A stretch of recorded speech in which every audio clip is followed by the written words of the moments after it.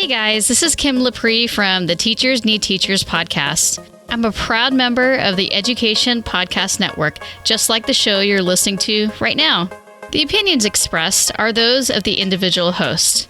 Be sure to check out all of the other amazing podcasts at edupodcastnetwork.com and get ready because the learning begins in 3, 2, 1. I'm telling teachers to stand up for themselves, to self-advocate, to say no, to set boundaries. And I realized, when I started setting boundaries, that all the people that it was really upsetting were the same people who were taking advantage of my lack of boundaries to begin with. Welcome to the Burned In Teacher Podcast. I'm Amber Harper, and the educators on this podcast are brave enough to share their stories of burnout with the world. On BIT, we get real, we get honest, and we take action. Action against the burnout with stories from burned out teachers, advice from experts, and actionable steps you can take today to beat the burnout and become a happier, more fulfilled human being. Let's get started. Well, hey there, Burned In Teachers. Welcome to episode 38 of the Burned In Teacher podcast. One part burnout and all other parts action, inspiration, and support for teachers dealing with burnout.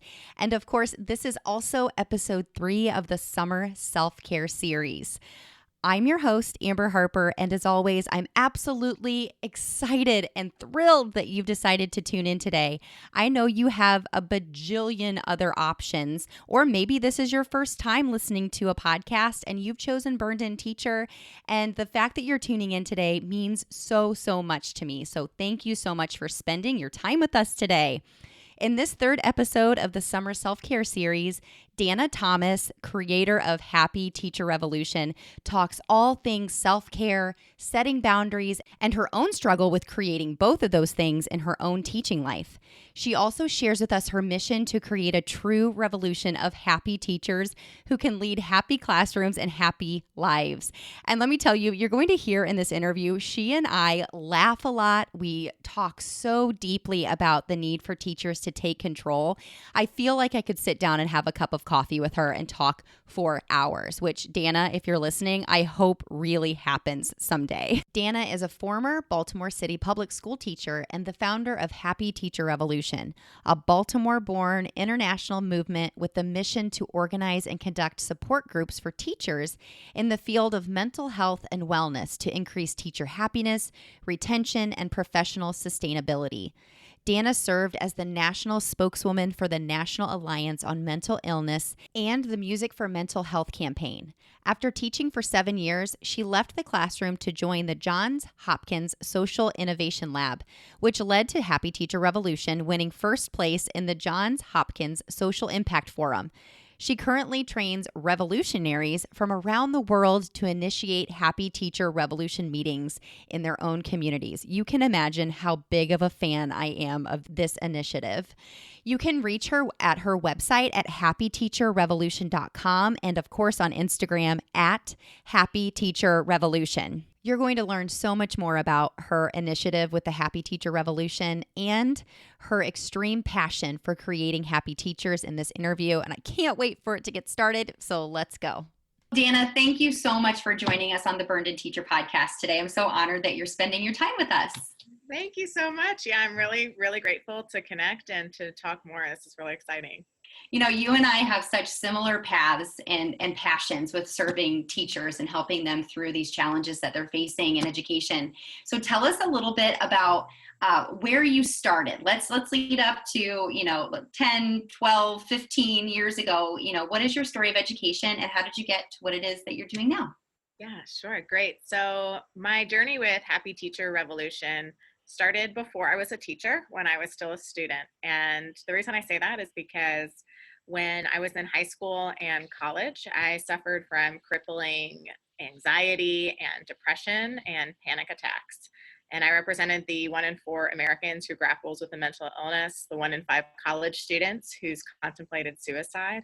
I represented the statistic that the onset of mental illness most frequently occurs between the ages of 17 and 24. And my teachers were my emotional first responders who truly saved my life. I mean, Ms. Balderson was the one who recognized those subtle changes in behavior as warning signs, and Ms. Goro was the one who provided me with medical information to seek treatment and to get help, and Professor Orem, Professor Sampson provided me with life-saving differentiation and accommodations that, really made such an impact. And I wouldn't be here talking with you today if it weren't for my teachers. And so they were the reason that I became a teacher myself. And for 7 years, I served as a Baltimore City public school teacher. And I have to admit, I was completely blindsided by the emotional demands of the job.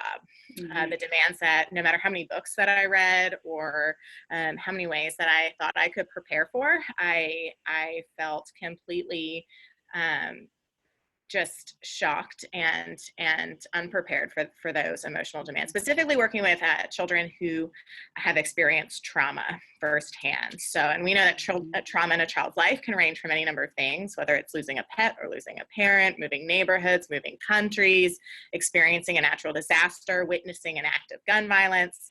And part of my healing journey as an advocate for mental illness has been serving as a national spokeswoman for NAMI Maryland, the National Alliance of Mental Illness, and the Music for Mental Health campaign. And because I was really outspoken about a topic that's typically wrapped in stigma and shame and secrecy, so many teachers, like my colleagues, my friends, shared with me things that they were struggling with that they hadn't necessarily admitted to another colleague before. And I quickly realized that so many of us were suffering in silence and isolation with some of the professional demands in terms of the stress and anxiety as it relates to the job. And I really just wanted to create a community for us to come together and, first of all, to raise consciousness of self-care, because when this started in the 2014-2015 school year, self-care was not trending like it is now. And so it really began as a grassroots movement to just talk about how self-care is professional development. And so I started holding Happy Teacher Revolution support group meetings in my own kindergarten classroom and other people's classroom, in the basement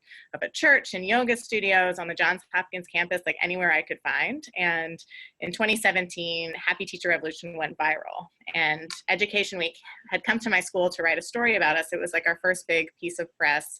And they took pictures of us having a Happy Teacher Revolution meeting in our teacher's lounge that we had converted into a wellness space. And once the article went live, I started hearing from educators all over the country, all over the world, who are interested in initiating Happy Teacher Revolution support group meetings in their own communities.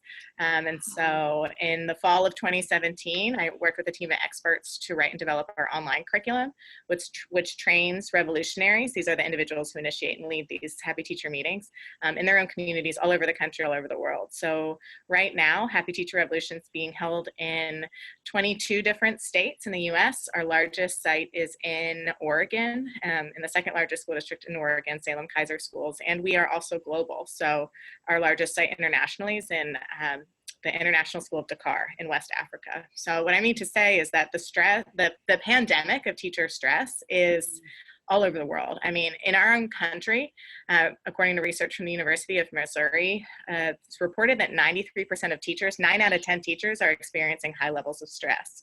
So when we look at just the US population, which is 3.6 million teachers, that means that an estimated 3.3 million teachers are stressed out, which means that 80 million kids are sitting in the classroom of a stressed out teacher. And teacher stress affects student behavior, academic test results, and also it leads to burnout. And according to the U.S. Department of Labor and Statistics, in 2018, more teachers left in 2018 than any year on record. And 50% of our teachers are leaving in the first 5 years, which means that we're spending an estimated $7.3 billion every year. I'll say it one more time, $7.3 billion every year. Let that sink in. Let it sink in. It's insane. And if we're going to be data driven in education, then let's look at the data. Let's look at the numbers. Let's look at the money that we're spending on constant teacher recruitment and turnover. And so, I asked myself, how might we create the time and the space for teachers to heal, deal, and be real about the social, emotional, and intellectual demands they face on the job. So my solution's a revolution, a grassroots movement of teachers coming together. We organize and conduct support groups for educators in the field of mental health and wellness to increase teacher happiness, retention, and professional sustainability. So, my dream is for this to be a workplace wellness movement, that we're making systemic change in how we're professionally developing and supporting teachers before they're teachers, while they're teachers, and then when they're veteran teachers, and keeping great teachers in the classroom, because so many great teachers are leaving, and a lot of great teachers are leaving for other professions, but also to climb the professional career ladder, often it takes great teachers out of the rooms with kids. And so, I want to create an opportunity for teachers to be leaders, and to also have extra income for their own self-care and wellness by leading these spaces and these communities. So that was a long answer to your question. Well, that is the end of this Burned In Teacher episode. You've heard everything you need to hear. Oh my gosh. That is a very, very good answer to that question. Wow. Long-winded, yeah. Everything you said, though, it's just, I'm sitting here smiling ear to ear, even though this is such a sensitive and sad topic, because you are saying everything that I'm saying. You're just adding numbers to it. And, this shame that is surrounding this, the idea of burnout and anxiety and depression, because burnout is clinical depression. It has to stop. And like you said, if we are, as teachers, if we're being asked to analyze the data and respond to the data, then we should be treated with the same respect. And so our feedback matters. Our stories matter. And so it sounds like you're bringing those stories to light. Have you ever suffered with burnout yourself? Now, you said that you struggled with anxiety, and you ended up obviously leaving the profession. Did you leave the profession of education because of burnout, or did you leave because you were pursuing Happy Teacher Revolution? Oh, that's a great question. So yes, I've absolutely experienced burnout. I've experienced burnout at different phases of my career also. And it sort of looked and felt different during those different times. So I'll first start by saying I left the classroom for 4 different reasons. The first was that I was burnt out. The second reason was that I wanted to dedicate more time to Happy Teacher Revolution because it was picking up so much speed. And the third reason that I left was because, I realized that I could make a difference in the lives of more children, more students by supporting their teacher. And I honestly think that also the last reason I left was because I felt like I had figured out a tool to professionally develop and support educators in a way that I wasn't getting at my school, in my community at that time.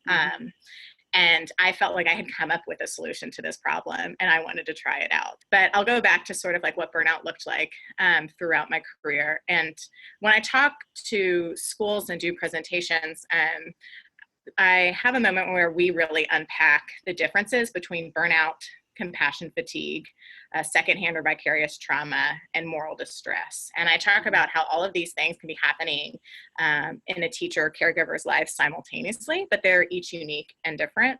And I talk about how for burnout, burnout can happen to first-year teachers in their first week of school. And it happened to me as a new teacher. In the very beginning, I was burnt out. I remember having students who were getting different services from our school psychologist, our school social worker, and they would be getting pulled for services. And I would look at them and I would think to myself, when am I going to get pulled? Like I am the grown adult in front of this room full of children who I feel like I'm on the urge of a breakdown every day because I'm staying up late. I'm going to grad school. I'm working on my lesson plans. I don't know what I'm doing. And I'm waking up and coming to school the next day, like not having gotten a full night's rest, not eating a healthy breakfast, not actually taking my lunch break to eat lunch, not going to the bathroom when I need to go to the bathroom, and like I stopped doing things that were so important to my self-care before going into teaching. For example, music. I'm a musician. I play the saxophone. I studied music in college. And my first year of teaching, I didn't pick up my saxophone once. It collected dust. Just this disconnect of sort of like how my identity became Miss Thomas, and I forgot to take care of Danna. So that was something I definitely felt as a new teacher. The year that Happy Teacher Revolution came about, in the 2014-2015 school year, was when I had 39 kindergartners in my classroom. 26 of them were beginning language learners. We didn't have heating. We didn't have air conditioning. Every time I walked in to school, to work that day, I would have to brush off the mice droppings from their pencil baskets. And when I would microwave my lunch in the teacher's lounge, I couldn't tell how many seconds were left because of the cockroaches crawling in front of the numbers. And all the while, I was working for an administration that was sexually harassing female teachers on the staff. And I wasn't feeling supported, and I was feeling burnout. I can't imagine why. Right. So like, so that was sort of its own definition of burnout, but I still was able to take my summers, my weekends, my like spring break to sort of restore and rejuvenate, and come back the next year. I was also applying for model teacher at the time, which in Baltimore City ended up being like an 800 to 900 page dissertation, if you will, as well as like 45-minute video to apply to get a pay bump, because when I got my master's degree, I didn't get any type of pay raise. And so I was applying for that. I had 39 kids, and I still was, and then that's how Happy Teacher Revolution was born. And so this was something that I started doing and leading in the community. And then I would say I hit the ultimate level of burnout my last year in the classroom. And it was a different level. It was compassion fatigue. I think more so is what I'm talking about, is that like over a long period of time, the inability to refuel and regenerate, which meant that even after summer break, before the kids even showed up, I was like done. There were so many things happening, and it was really interesting to step back and think about, like, after having left, like, this is my first year out of the classroom, and thinking back as to the emotional demands, the emotional labor and emotional fatigue. Also, it was the first time, and it's hard for me to talk about because it was this time in my life where I felt like I was leading a double life, because I was so unhappy at work in the classroom, and yet I, on my nights and weekends, would be connecting with people, talking about teacher mental health and wellness, like really building momentum around Happy Teacher Revolution, and people coming up to me with tears in their eyes and hugging me after I taught, like, oh my, like, thank you. And like, I just felt like, oh my, it was the best feeling in the whole world. And then I would drive to school the next day in tears, sit in the parking lot for 5 extra minutes because I just couldn't like bring myself to go in the building, felt physical responses in that physical space, like my heart would race, my breathing would get shallower, and it was really, really tough. And it was tough because like my class size had doubled from the year before. There was all kinds of things happening. I was really public about leaving, and I regret that in some ways, because I think I was taken advantage of. I also was facing some discrimination based on what I was doing, what I represented. And, I realized sort of firsthand, I'm grateful for the experience, because I think like there's so many teachers who've gone through similar things and similar experiences amongst colleagues. And just sort of like, I realized how disruptive what I'm doing is to the education system, because I'm telling teachers to stand up for themselves, to self-advocate, to say no, to set boundaries. And I realized, like, when I started setting boundaries, that all the people that it was really upsetting were the same people who were taking advantage of my lack of boundaries to begin with. And so like, I think I had to sort of go through this experience of like, advocating for one's own self-care and wellness is going to be something that is not easy, because for so long, our education system, our teaching system has been built on the backs of educators who are predominantly women, and their caregiver abilities. They're always saying yes. They're always, thinking of others. They're never advocating for themselves. And I'm learning more and more that certain cultures, certain genders, certain communities, that it's even stronger, sort of this expectation to give, and to never think about like, we need to put the oxygen mask on ourselves first before assisting children, those around us. So it's interesting that you bring up those patterns in the history. So if you look back at the history of education, it's so interesting. Have you ever read any books or seen or heard anything about, the beginning of the school building? It's so interesting to see how those patterns are still true today. Yeah. Predominantly women, typically it was single women, and they would leave after they would start a family. Yeah. This whole idea of making it this pretty space that you teach in. And yes, again, that, feeling guilty sometimes because, this school is a family and this is just what teachers do. Yeah. Disrupting that entire idea. Absolutely. So what you were saying is what I talk to teachers, burned in is a process. So the E, and it stands for extending your reach and your possibilities. So that is the part where I'm telling teachers, your passions that you used to do need to become part of your day. Because if you continue on this path of saying, well, what do you mean? What do I do at night? I grade papers. What do you mean? What do I do on the weekend? I plan for the next week.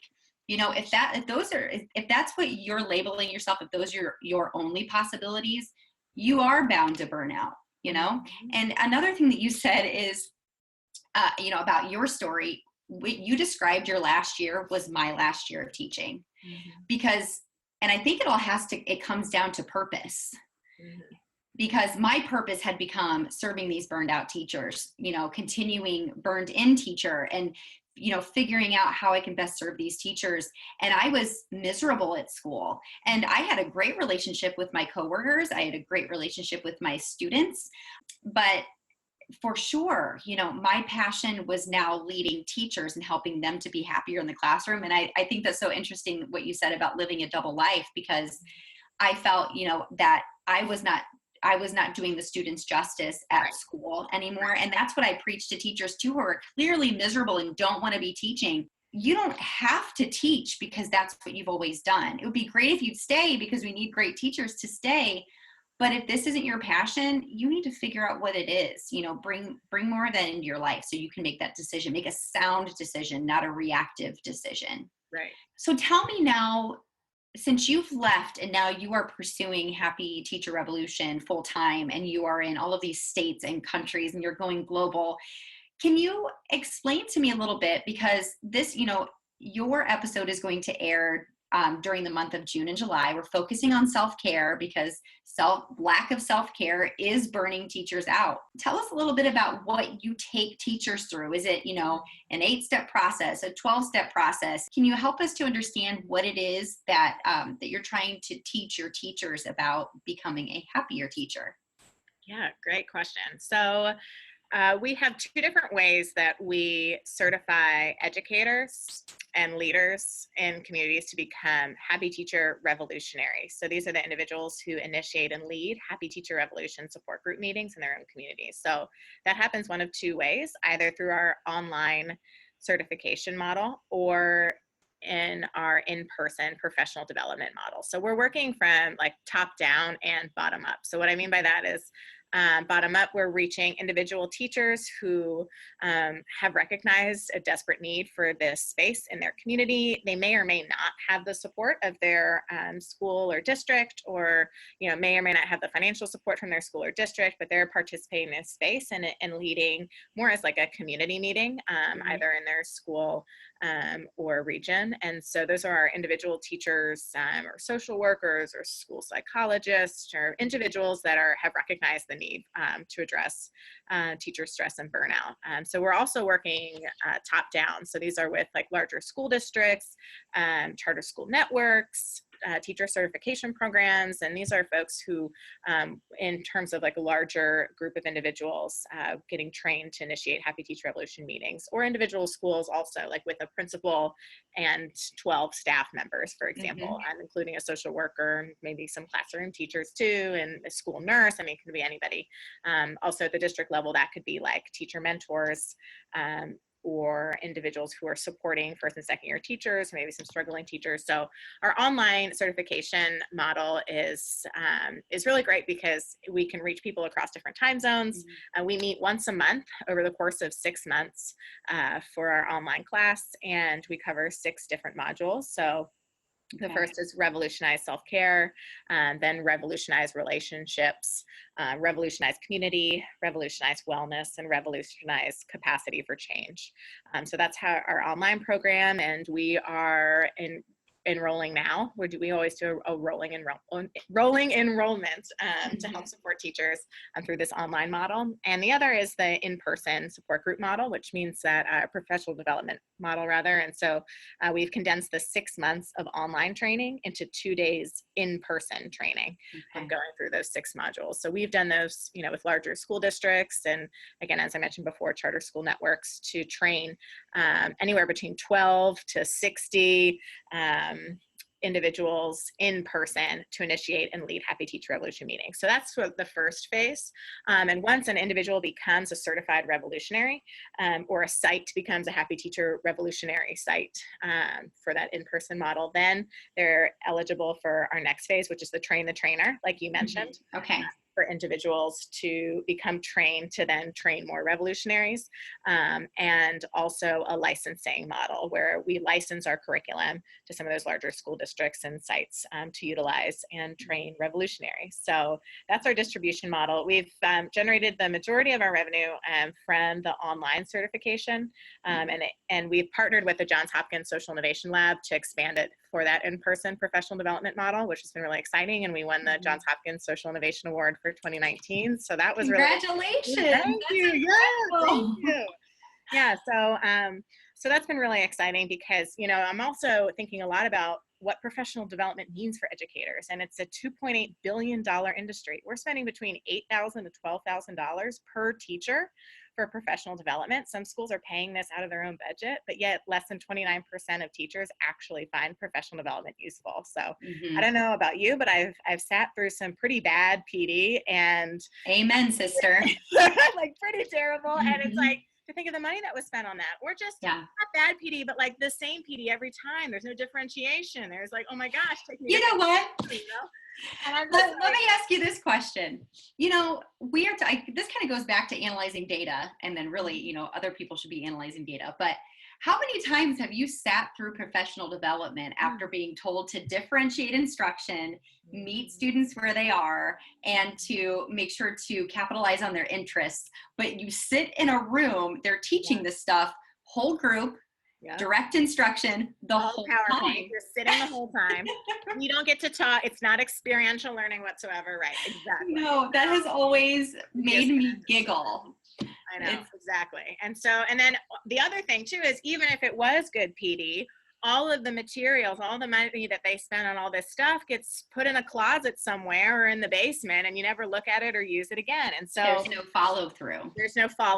And so that's what Happy Teacher Revolution is all about, especially what we're exploring in our in-person PD model is, okay, we have 2 days of great PD, and we've received really great feedback on our surveys, but what's really important to us is that connection and that communication afterwards. So for our folks who do the in-person professional development, we connect them with our online cohort. So they're communicating with people over the world who are initiating these spaces. And we also have an app. So we have a social networking app where people are sharing resources and articles and videos and content, and you're seeing what some of the other sites are doing. And it's been really, really cool because, a lot of our Happy Teacher Revolution sites have taken off in Huntsville, Alabama, and Loveland, Colorado, and Bend, Oregon. And they're all doing these really awesome, cool, different things. And so that's what's really been so unbelievable, is like seeing people connect. And speaking of connecting, and how you and I met is through Teachers Connect. Teachers Connect, yes. That whole idea of seeking out is the hardest thing. Those teachers that need the most help are typically not the ones that are seeking out the support, because they are in such a rut. They're in they're in their silo so deep and so dark. And so that is something that I'm challenged by. And it sounds like with what you're doing, you're going out into the field and you're saying, principals, districts, local support groups, bring us to those teachers, bring us, let us share this information with them. So with your work with these teachers, what is the feedback, or with these districts, how is it going for them? Yeah, it's been really awesome. So it's funny because there's a lot of fear and apprehension going into it. Is this just going to be a vent session for my teachers? Is this just going to be like super negative? Is this going to be something they actually find useful or helpful? Like, what's the point, you know? And I think what's been really great is just reading and reflecting and connecting with folks after the fact and hearing like, oh my gosh, I can't believe what really surprises people is the physical difference that they feel. So like at the end of a meeting, like just feeling not only the vibe of the room change of this group of colleagues or group of individuals who share a common theme of working and educating students and supporting students, but just like the physical feeling. If I felt like a weight was lifted, or the next day I saw my colleague in the hallway and they were smiling more, and I could tell or even before I saw them from walking behind them, they were carrying themselves different. Their shoulders were different. And even more important than that was their interactions with the children were different. They were laughing, they were smiling, they were enjoying themselves. So it's like this tool, this framework is a way to support social emotional learning and trauma-informed practices in action. You know, like this is an actual way. This isn't just like sending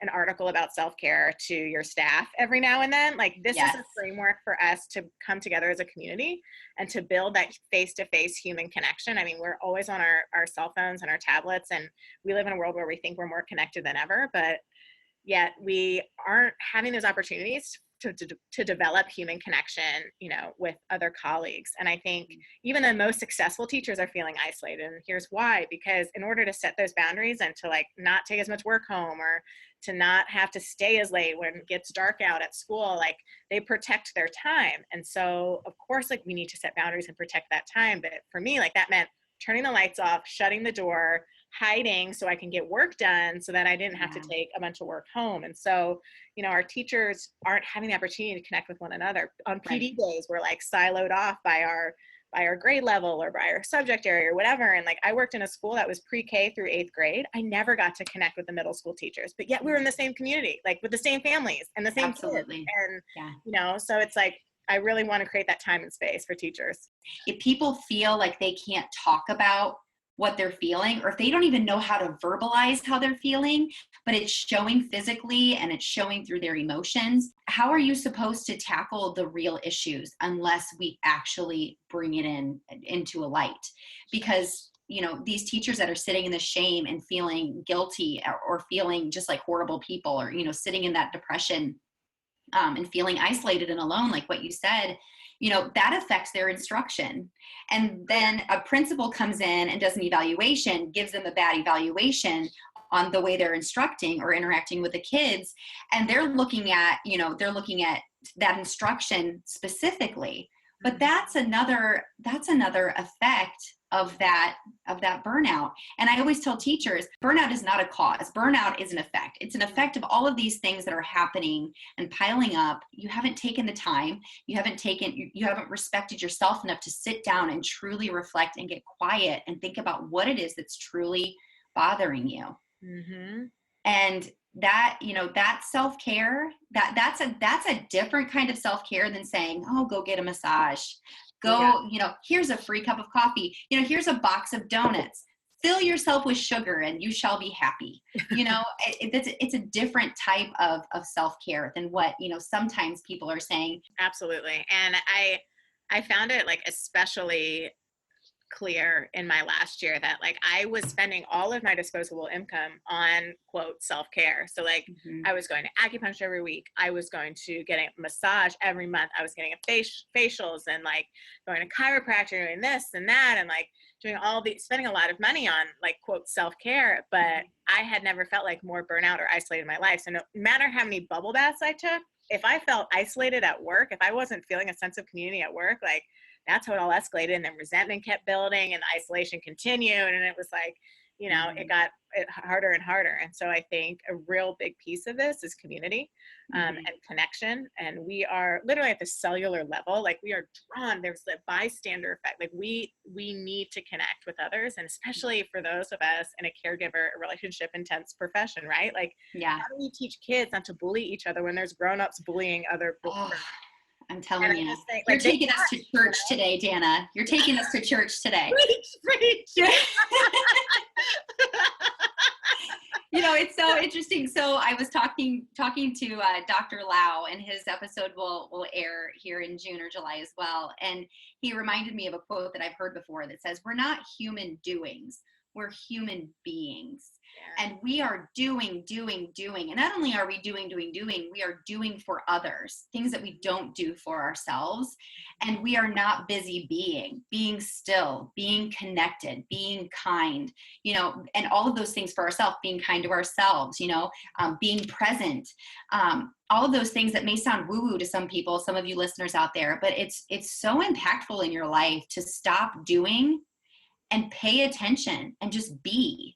Because like you said, it doesn't matter how many bubble baths you take. If you don't change things where you are and where you are being, those problems are going to not just continue, they're going to get worse. Yeah. And I think the other thing is that there's been like a mix up between self-care and numbing, because I think that numbing thing, like that binging on Netflix thing, and like I've done it, absolutely, but like that's not self-care. And I think there takes a lot of self-awareness before self-care. And I've learned that from connecting with our revolutionaries. And well, and sometimes it can be scary. It can be scary to really go deep into why it is that you're struggling, because you're going to have some hard conversations. You're going to have to ask some really tough questions. You're going to have to take some really scary steps. Yeah. And, taking action for your self-care and for your well-being is not going out and having 4 bottles of wine with your teacher besties. That's really fun. But again, just like the bubble bath thing, you're still going to go back. If you're only venting and not seeking support and seeking action steps, you're not going to tackle the hard things that are causing you to feel the way that you feel. Mm-hmm. Absolutely. So what do you think is next for Happy Teacher Revolution? So here's what's next. And this is a bit of a wacky idea, and my parents could probably kill me, but my dream is to purchase a school bus and convert it to a tiny house and live on the school bus, spreading the message of Happy Teacher Revolution, driving around the country and supporting educators after times of trauma, whether it's a natural disaster or a school shooting or the anniversary thereof, and holding Happy Teacher Revolution meetings for teachers, being a presence for teachers, and also giving live music performances from the roof of the bus. So that's what I hope is next for Happy Teacher Revolution. And I just got goosebumps. That's incredible. Yeah, I basically want to be Miss Frizzle is really that couldn't be more perfectly placed. I love it. Oh my goodness. Well, Danna, how can people find you? How can they reach out to you and ask you more about Happy Teacher Revolution or to seek support from you? I know you said you have an app. Can you tell us more about the ways that people can connect with you? Yeah, so I would invite you to check out our website, happyteacherrevolution.com.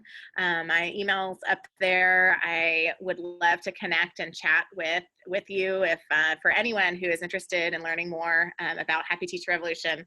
We are at Happy Teacher Revolution on Instagram and Facebook, and on Twitter we are at Happy Teacher HTR.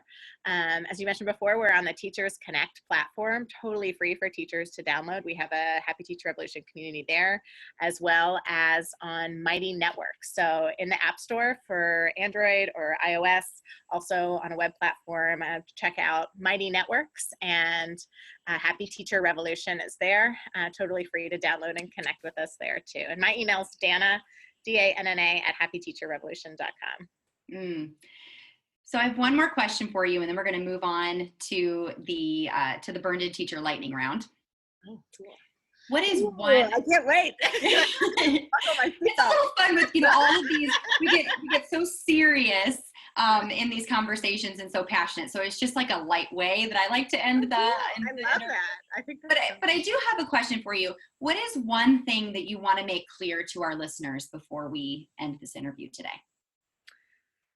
The one thing that I want to make clear to everyone is that self-care isn't selfish. Self-care is professional development. So when we think about Maslow's hierarchy of needs, we have to support our own self-care and wellness, starting at basic self-care, then deep self-care, then radical self-care, so that we can support the individuals that are in our classrooms, that are in our community, that are around us every day. I think, self-care is professional development, because this is something that we need to do to support our educators. We are in a pandemic of teacher stress, and every single one of us has had an impact from a teacher. A teacher has made a difference in each and every one of our lives. And I just am so grateful for the teachers who made an impact in my life. And it has been my dream job to support and advocate for teacher mental health and wellness. So I'm here to remind everyone who is listening to make sure that they are taking care of themselves. Teachers are not renewable resources. And I'm just really grateful to be able to connect with you and to spread the Happy Teacher Revolution movement. I am so grateful that we connected and that you took time to talk with us today. This was invaluable information. I feel like I say that every time, but I mean it this time, but I meant it all the other times before. I'm so lucky to have the people onto this podcast that come on here. So you're so welcome. So the last part of this interview is the Burden Teacher Lightning Round. So it's just simple this or that questions. So just answer as quick as you hear what you would want to choose on the spur of the moment. Are you ready? Yeah, it's great. Okay. All right. New clothes or new phone? New phone. Football or basketball? Basketball. Wahoo! I'm at the University of Virginia, so I'm super excited that they won the NCAA championship. That is pretty awesome. Car or truck? Or bus?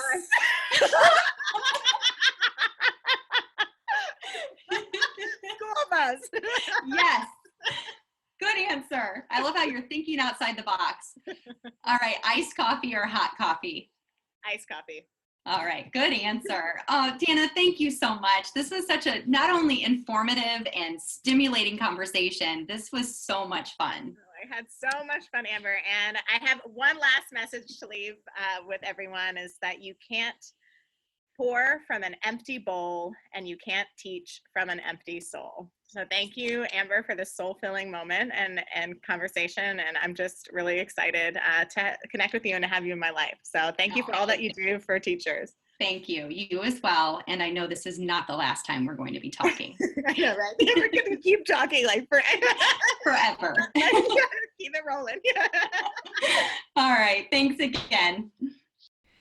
I just love her. I love her energy. I love her passion. I love her ability to just spit out facts that are so impactful and help us to realize what a huge problem this is. And if you're a burned out teacher listening to this episode, you know the facts. You are living the facts without being able to say any numbers. You know how severe the problem is.